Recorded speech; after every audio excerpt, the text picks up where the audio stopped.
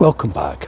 I've been through a lot of the electrical connectors that to the coil, to the thermotime switch, the water temperature sensor. I forget what that is. I can't remember. I managed to get to very awkward with all the injectors for the LPG in the way, but I've managed to get the extra air, the auxiliary air valve, clean the connector, and then there's an extra injector. What's that called now? It's a fuel injector anyway. It's a cold start injector, forgive me. So I've managed to get to all of those and clean them. Very awkward, plus the connector to the airflow meter. Now what I want to do is just have a look at one of the relays.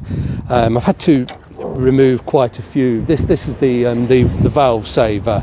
It injects directly onto the valves for the LPG. Let me just, here we go. All right, we've got one of the relays out. They look completely original. It's alloy and it's all corroded.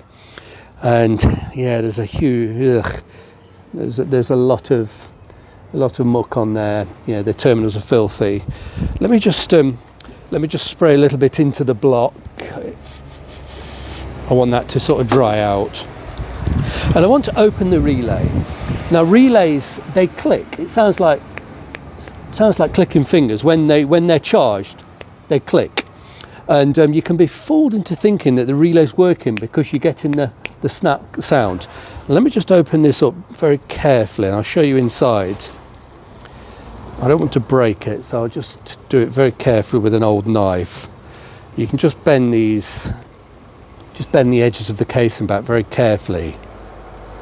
I'm going to do this before I clean the terminals. I want to show you inside.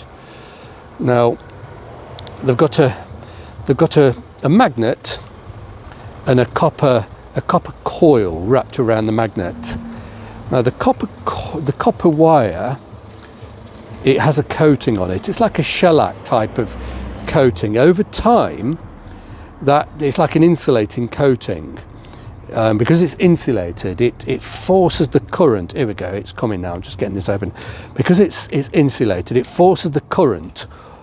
Yeah, there we go. There's the copper wire I was telling you about. Now that might be 100 meters long, but it's insulated. It's got like a coating on it, so the current starts one side and it has to go the whole length of the wire. It has to travel all the way through. And it creates it's wrapped around a magnet. As that current charges, it makes this little. There's a little. Can you see that? Let me just turn this light on. I forgot to turn the light on. When the current starts flowing through the coil, it creates like a little magnetic charge, and it closes the. Let's just bring it up a bit closer. It closes, and this is what gives it the tick. There are electrical points, connectors there and there, just like in an old-fashioned distributor, and they've got a bit of shit on actually. So now, what happens when the current runs through? The current runs through the copper, creates a tick. You can probably hear that. Yeah, as I'm pushing it, it's ticking, and it's here that's ticking. Over time, the coating degrades on this copper coil. Instead of the current going the full length of the coil, it takes a shortcut. Literally, just some of the current is lost. It just goes straight across instead of going all the way through, and it creates that causes it to be weak. And eventually, it's so weak it can't close. Now, what happens sometimes, you think, because you can hear it closing, ticking, you think it's working, but there's a possibility of a dirty connection. So let me just get a little bit of, I've got some emery somewhere. I think I'm probably standing on it. Yes, I am. So I'm just going to use let me just rip a bit off, in fact. I think the nail file might be a bit, I don't want to stretch it. Yeah, the nail file's too big. It's just a bit too thick. I don't want to stretch it. All I want to do is just rub the surface, the electrical contact surface, because it's tiny, but it It's slightly corroded. So I just want to make sure it's clean.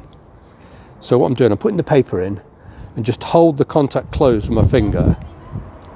It's just, so I'll do this first, then I'll clean it with the aerosol. So I'll go through and do every relay on the car like this. Relays can be quite pricey, you know, and but you know, if you open it and clean it, 9 times out of 10 you can get it working again. It does take a long time for the insulation to degrade on the copper there.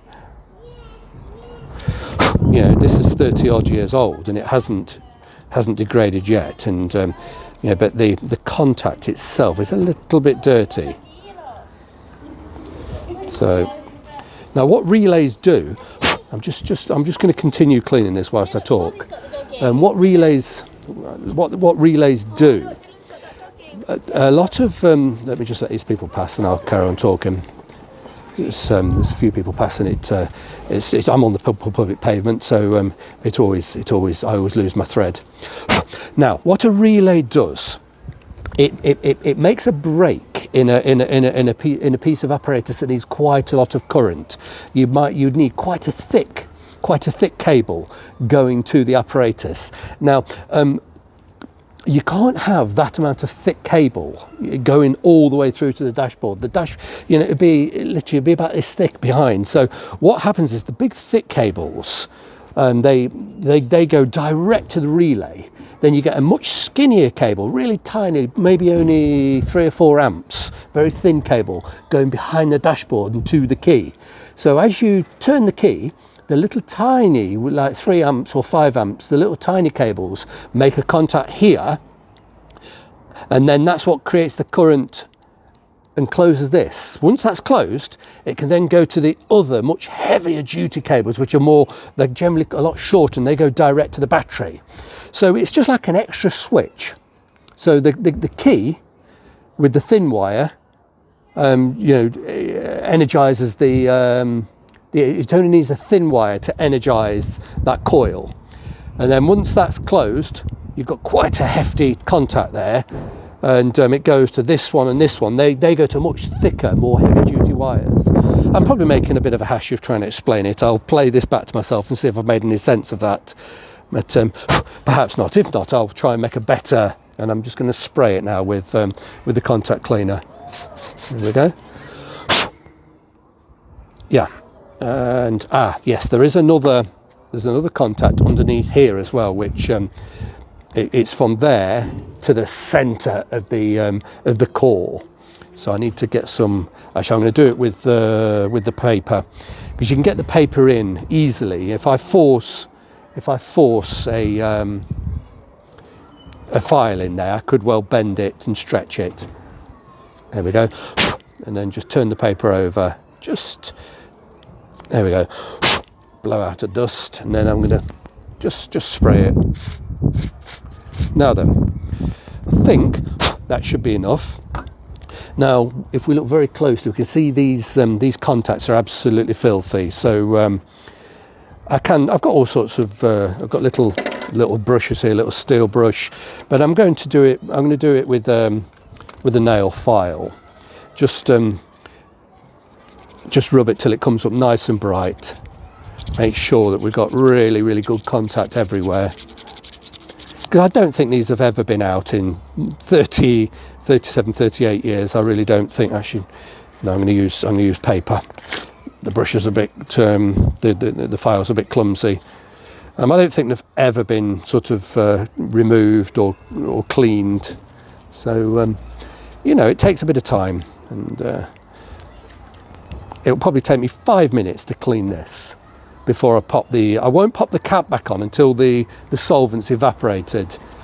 I don't want the solvent being enclosed. And I've already used the spray on the block. There's 3 or 4 relays just under here. They're a bit awkward to get to, and this sits right in the way, and all the wiring, I've had to pull that through. So I've already sprayed the block, and give it plenty of time to evaporate before I go and put the relay back in. Right.